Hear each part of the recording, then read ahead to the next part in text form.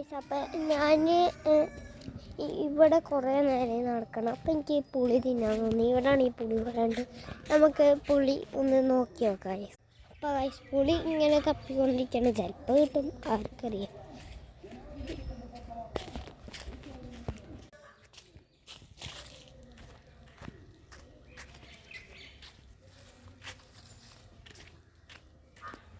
ഇവിടെ ഒന്നും പുളി കാണാനില്ല ഗൈസ്.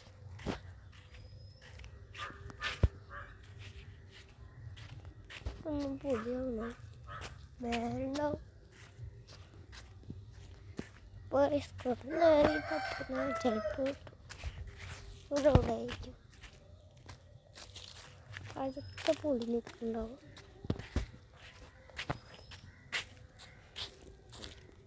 അപ്പോൾ ഗൈസ് ഇന്നത്തെ വീഡിയോ പാളിപ്പോയി.